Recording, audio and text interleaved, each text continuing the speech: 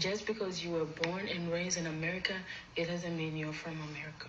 Another African and American business. Let's look into this book from the 1800s, titled The Human Species.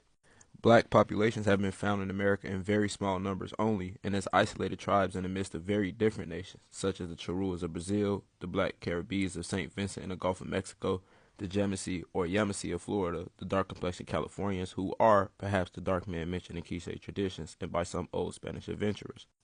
Or you could look at this old article talking about how Negroid physical type inhabited the Virgin Islands in pre-Columbian times. How about the same way so-called black Americans got reclassified? These remains did too.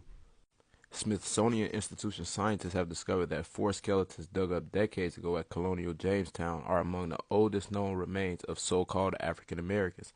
The bones, thought to date between 1650 and 1700, were originally classified as American Indian, just like we were.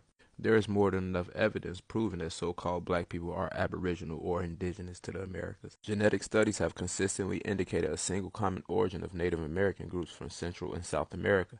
However, some morphological studies have suggested a more complex picture, whereby the Northeast Asian affinities of present-day Native Americans contrast with the distinctive morphology seen in some of the earliest American skeletons, which share traits with present-day Australasians, which is indigenous groups in Australia, Melanesia, and island Southeast Asia. And this is what those people will look like.